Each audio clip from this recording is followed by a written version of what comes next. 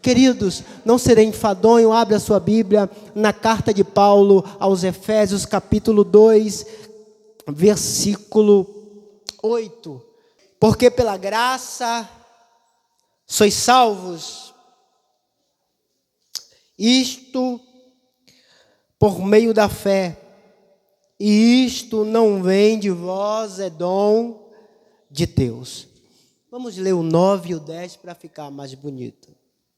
Não vem das obras, para que ninguém se glorie delas.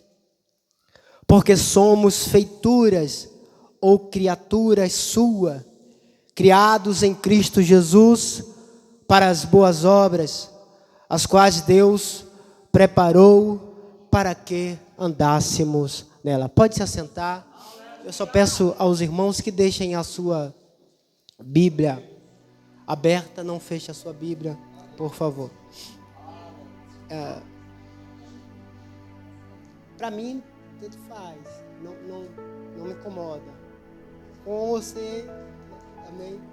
Queridos, essa carta, ela foi escrita por um homem que, para mim, foi um gigante do Evangelho, Paulo de Tarso.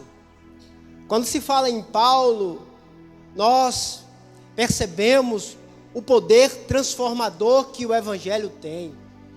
Este Paulo, que também tem o nome de Saulo, Deus não mudou o seu nome, apenas é uma maneira hebraica de falar e a outra maneira é a maneira grega de falar, é o mesmo nome. Percebe-se que Paulo tem o mesmo nome, mas o que Jesus mudou nele foi o caráter. Aleluia. Esse Saulo, ele escreve 13 epístolas. Esse Saulo, cheio do Espírito Santo, sacudiu o mundo antigo através da pregação do Evangelho. Paulo funda a igreja de Éfeso.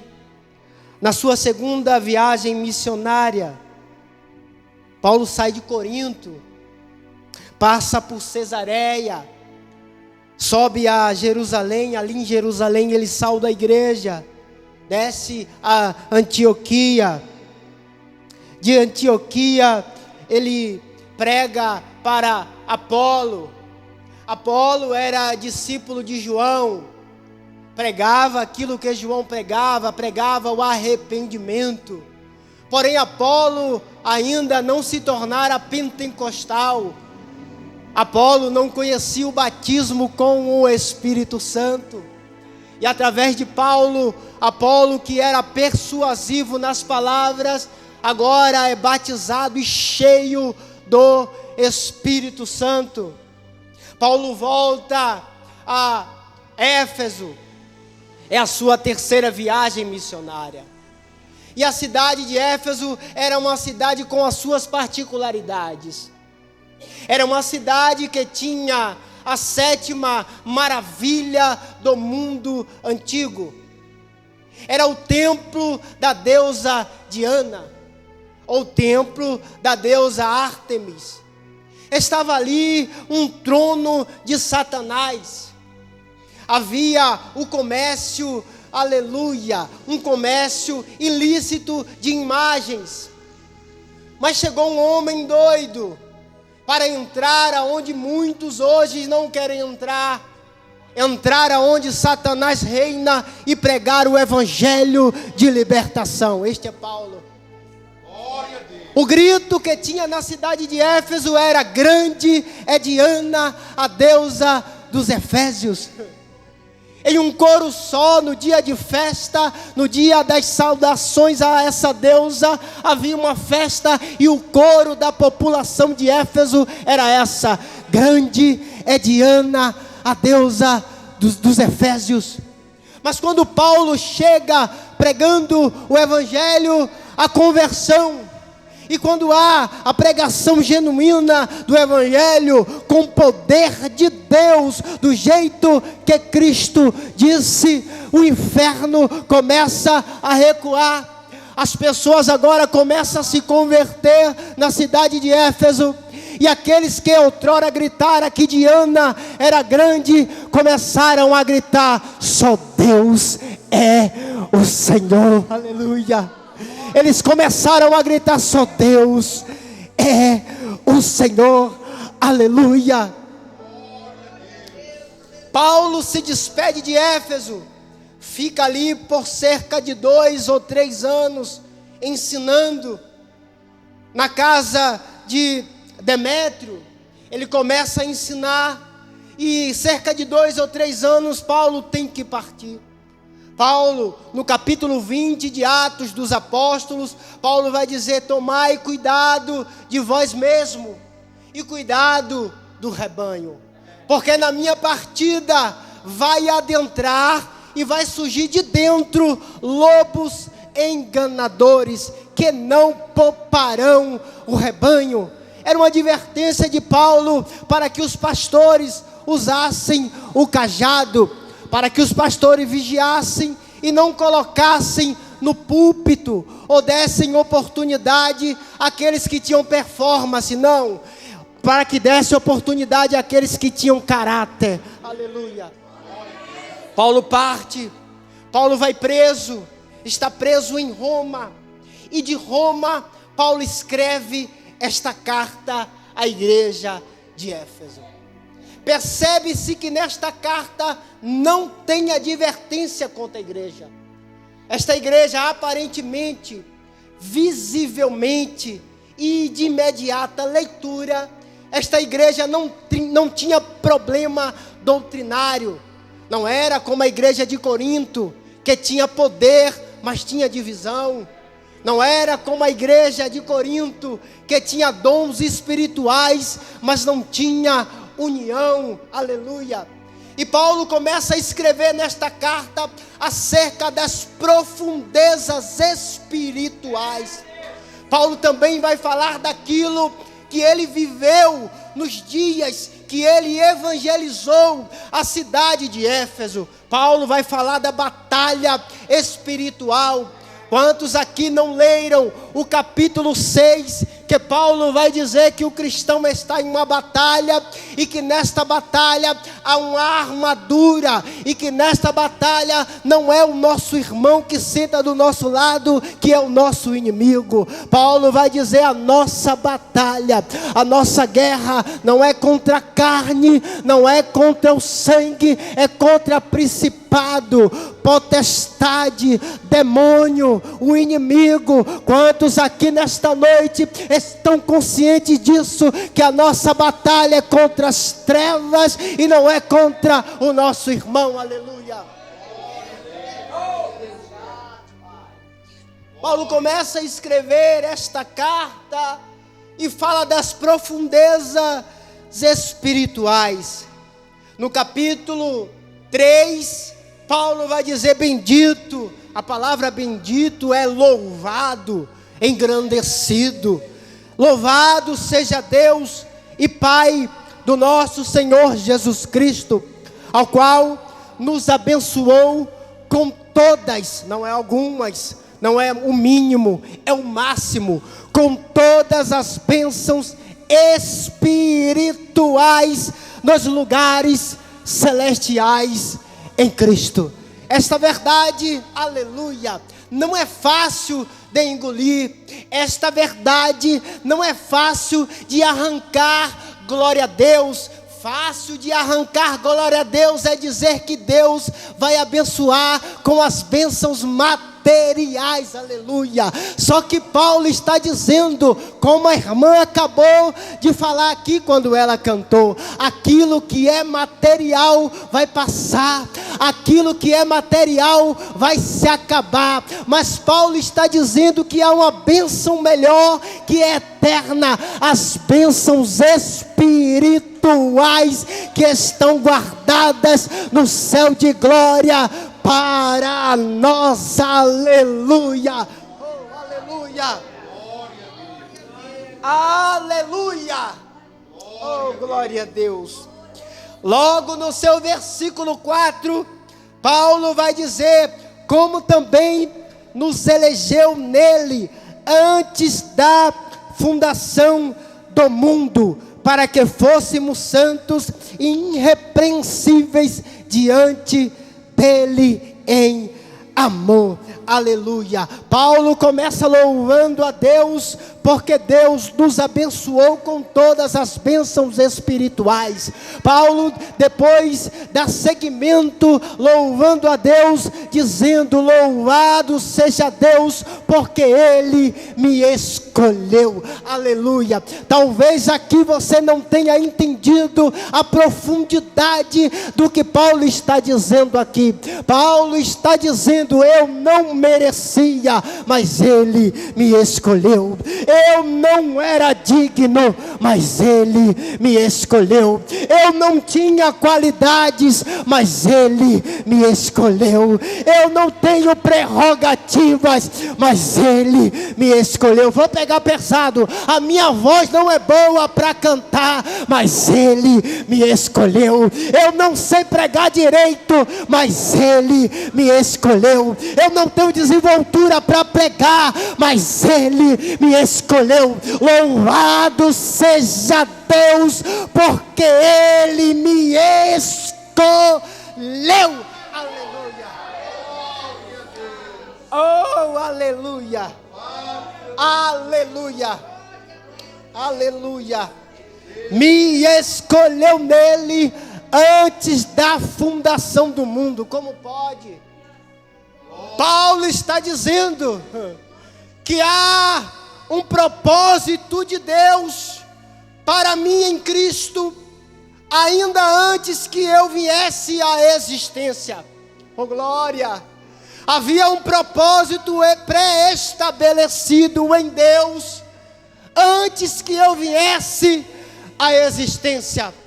Talvez, jovem, você está aqui nesta noite perdida no propósito, sem saber o que Deus quer de você. Mas eu venho dizer para vocês nesta noite: antes que vocês viessem ao mundo, havia um propósito de Deus estabelecido para vocês. Aleluia. Carlos, aonde está esta verdade? Vou pegar mais pesado.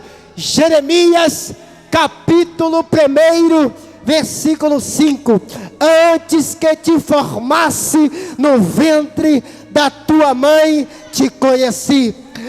Antes que saísse da madre, te santifiquei. Para quê? Para nações te dar profeta. Aleluia. Glória ao nome de Jesus. Aleluia. Já descobrimos para que Deus nos chamou. Antes de ser profeta, antes deste propósito ser abraçado por nós no campo da realidade, que é o campo físico, que é o dia que eu aceito Jesus. No dia que eu aceito Jesus, eu abraço um propósito que era antes de mim. Aleluia. E Jeremias 1:5, fazendo conotação do que Paulo diz, que ele nos elegeu nele antes da fundação do mundo. Há uns passos aqui para ser seguido. Aleluia. Antes que te formasse no ventre, te conheci. Intimidade. Antes que saísse da tua madre, te santifiquei. Separou. E as nações te dei por profeta. Jovens, trago um recado de Deus para vocês que querem ser usados nessa geração em trevas. Aleluia. Antes de ser usado, busque intimidade. Depois da intimidade, busque santidade. E depois da santidade, Deus vai te enviar para as nações, para ser profeta e boca de Deus para esta geração. Aleluia. Aleluia. Aleluia. Aleluia. Versículo 5. e nos predestinou para filhos de adoção por Cristo, para si mesmo, pelo beneplácito da sua vontade. E nos predestinou para sermos filhos. Você é filho. Aleluia. Esta é uma palavra que afaga o meu coração. Aleluia. Duro é perder a mãe. Duro é perder o pai. Mas nós temos um pai que não morre e não desce à sepultura. É Deus, o nosso Pai, que vive para todo o sempre. Você tem um Pai. Aleluia. Aleluia. E nos predestinou. Predestinação é determinação antecipada do destino de alguém. O destino deste alguém estava em Cristo, ou seja, aceitando a Cristo, Deus nos marca. Glória. No dia que aceitamos a Cristo, Deus nos coloca uma marca.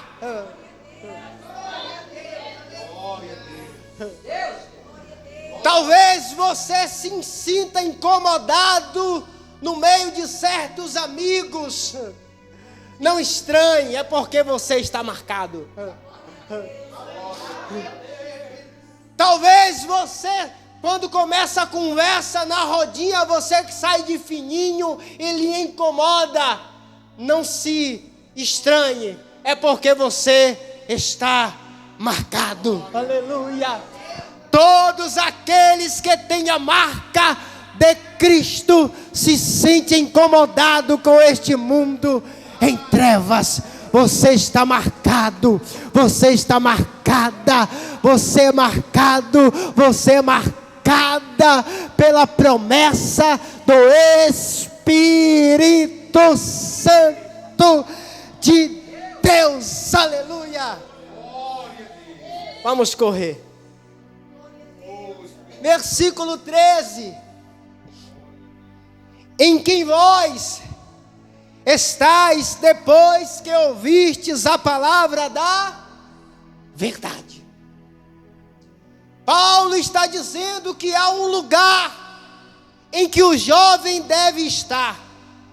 Há um lugar em que o mais velho também deve estar. Há um lugar em que o adolescente deve estar. E este lugar não é a geografia do templo, não. Não é as quatro paredes, não. Paulo está dizendo, em quem vós estáis, não é aonde, é em quem. Paulo está dizendo que o lugar, aleluia, não é uma geografia. Paulo está dizendo que aonde nós devemos estar é em Cristo, aleluia. Lá vai, eu vou aplicar. Não adianta estar nas quatro paredes e não estar em Cristo. Não adianta estar na organização e não fazer parte do organismo. Quem está em Cristo nas quatro paredes, está em Cristo no colégio, está em Cristo na faculdade, está em Cristo em casa, está em Cristo no bairro, nesta cidade, na outra cidade, até em outro país. Não precisa estar nas quatro paredes para estar em Cristo. Não precisa.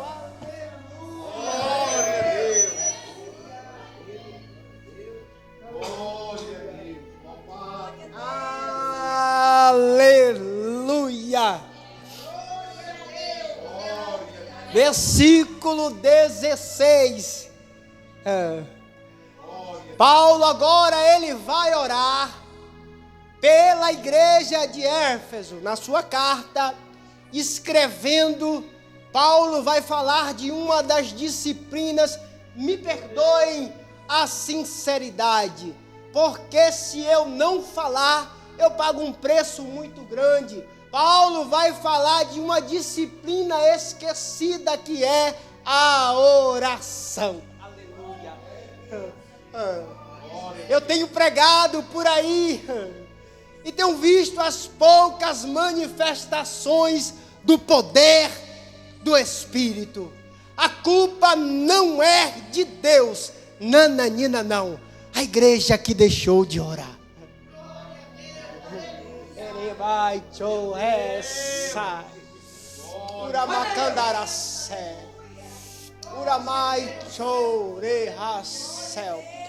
A igreja tem gastado 10, 15, 20 mil para chamar famosos para pregar e lota, mas num culto de oração é 5 ou 6. Eu quero lhe dizer que cantor não aviva a igreja, pregador não aviva a igreja, famoso não aviva a igreja, famosa não aviva a igreja. A igreja só será avivada no dias que voltar as marcas dos joelhos no chão e o povo clamando e chorando, dizendo: faz de novo, Senhor, faz de novo, oh meu Deus, faz como foi antigamente. E Deus se levantará do trono, estenderá as mãos para a terra e enviará poder para esta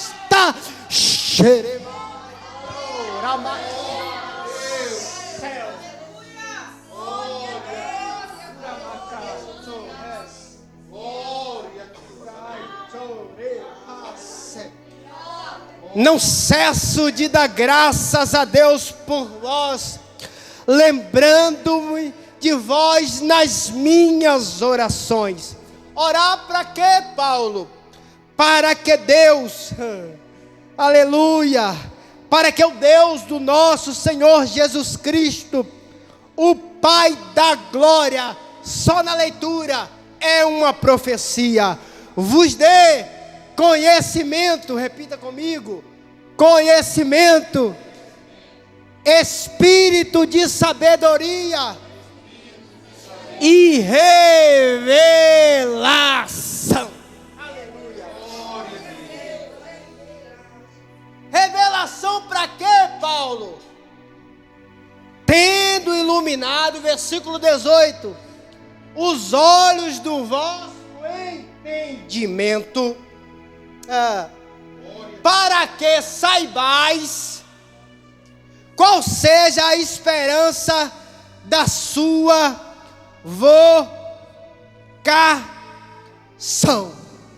Paulo está dizendo: eu estou orando para que vocês entendam, para que vocês compreendam que vocês não estão na igreja para ser espectadores. Vocês estão aí dentro, mas vocês têm uma vocação. Aleluia. Carlos, repete o que Paulo falou. Paulo estava orando para que vocês jovens entendam que vocês têm uma chamada. Aleluia. Olhe para cá, eu quero aplicar isto aqui. E toda chamada começa pequena, porque o que nasce grande é monstro. Glória a Deus.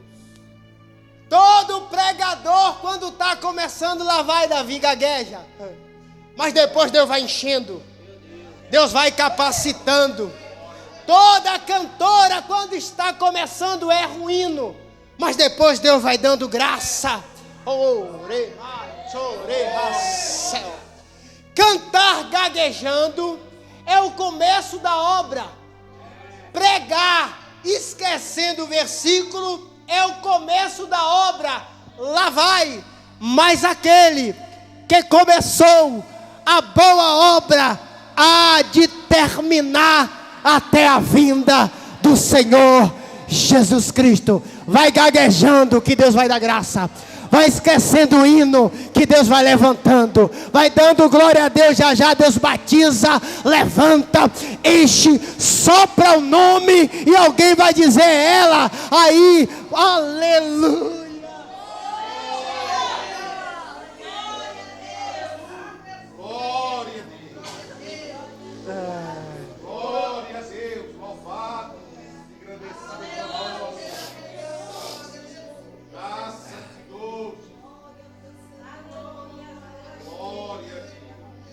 Paulo vai falar que nós temos um ministério, temos uma chamada.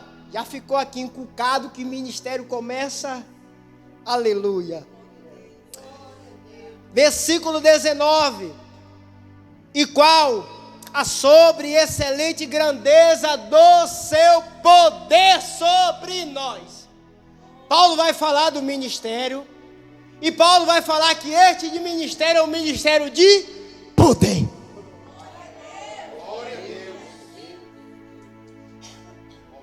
Poder para quê? Sequência dos versículos. Poder que manifestou em Cristo, ressuscitando dos mortos, pondo a destra de Deus nos céus. Aleluia. Aleluia, versículo 19, ao qual sobre excelente grandeza do seu poder sobre nós. Carlos, me prove que o ministério que Deus me deu é de poder. Eu provo na Bíblia.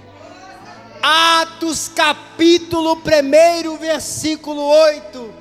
E recebereis o poder que há de vir sobre vós, e ser-me-eis testemunhas, pregadores, aleluia, em Jerusalém, Judeia, Samaria e até os confins da terra. Olha o que Jesus está dizendo: quando eu derramar poder sobre vocês, aleluia, Sertãozinho vai ficar pequeno, vai para Ribeirão, Ribeirão vai ficar pequeno, vai para a capital vai ficar pequena, vai para outro estado vai ficar pequeno, vai ter que sair do país, aleluia, mas Deus vai derramar poder.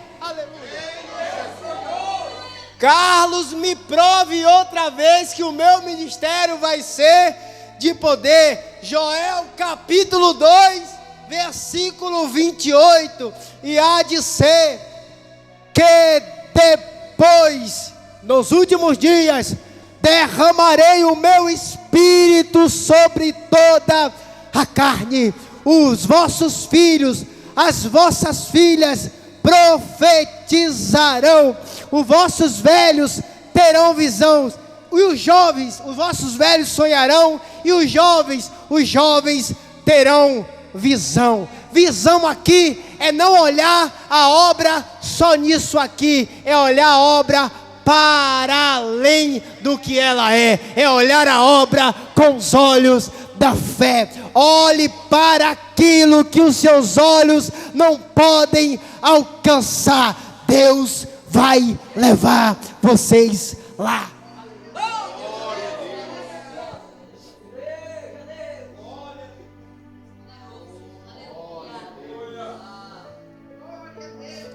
Carlos, o meu ministério é de poder. Poder para quê? Sequência dos versículos, versículo 21. Acima de todo principado e poder e potestade e domínio, de todo nome que se nomeia, não só neste século, mas no vindouro. Porque o meu ministério é um ministério de poder, porque aquele que me chamou é poderoso. Poderoso como? Não tem nome igual o dele. No nome dele toda língua confessará e todo joelho se dobrará a gosto e a contragosto e dirá: só Jesus é o Senhor. Aleluia. Vou mostrar que o ministério é um ministério de poder. 1 João capítulo 2 versículo 14: eu vos escrevi, pais, porque já conheceste aquele que é desde o princípio. Eu vos escrevi, jovens, porque sois fortes e a palavra de Deus está em vós e já vencestes o maligno. Eu venho dizer para vocês, jovens, no dia que vocês aceitaram Jesus, vocês começaram a travar uma batalha espiritual, mas eu tenho algo de bom para lhe dizer: esta batalha nós já entramos ganhando, porque o nosso general, ele é poderoso. Aleluia. Carlos, este poder é para quê? Para a guerra. Preparem-se para a guerra. Aleluia. Como eu disse, nesta guerra os jovens já entram ganhando. 1 João capítulo 4 versículo 4: filhinhos, sois de Deus e já tendes vencidos. O diabo já perdeu na vida de vocês. Aleluia. Porque maior é aquele que, aleluia, você vai dar um glória bem forte agora. Maior é aquele que está em vós do que aquele que está no mundo. Aleluia. Deus está em vocês. Aleluia.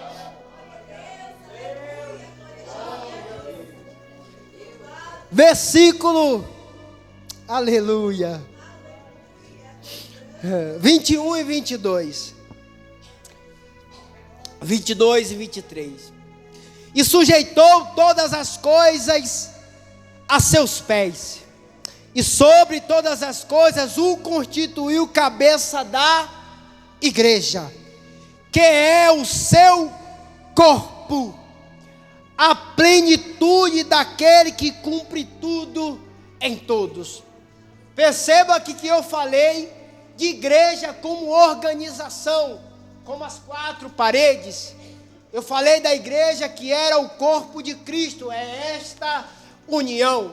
E é importante para os jovens estar dentro da igreja, organização e organismo. É importante para o jovem desenvolver o seu ministério, é aqui dentro mesmo. Se você foi chamado para pregar, não há outro lugar para ser desenvolvido os dons na sua vida, a não ser este lugar. Então certifique-se de uma coisa: culto de doutrina esteja aqui, escola dominical esteja aqui, ensaio esteja aqui, oração esteja aqui. À medida que você vai vindo pro corpo, no corpo Deus vai dando forma no corpo que é o seu corpo. Aleluia, aleluia.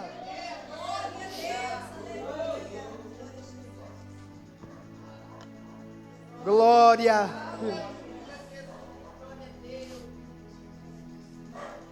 Já deu o meu horário.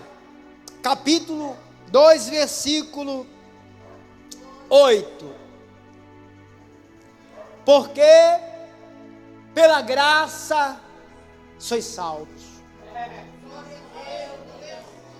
por meio da fé, e isso não vem de vós, é um dom de Deus.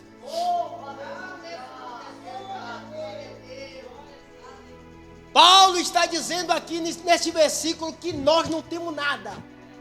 Até a fé é dom de Deus e a graça também é dom de Deus. Porque se Deus não nos der fé para sermos salvos, para encontrarmos a graça, esta salvação não existe. Aí Paulo vai dizer assim: não vem das obras, para que ninguém se glorie delas. Aleluia. Eu vou terminar com uma aplicação bem impactante para vocês. Antes que vocês fizessem bem ou mal, Deus havia enviado o seu Filho para lhes salvar. Aleluia. Ah, Carlos, mas eu ainda estou meio assim. Deus está trazendo graça para a sua vida hoje. E graça é favor imerecido. Você não merece, mas Ele nesta noite me trouxe aqui para lhe dizer: não merece, mas a graça é dele. Ele agracia quem Ele quer, e Ele resolveu agraciar esta juventude do Aragão, aleluia, com toda a sorte de bênção. Pela graça sois salvos, e isso não vem de vós, é um dom de Deus. Agradeço a minha oportunidade. Que Deus abençoe em nome de Jesus.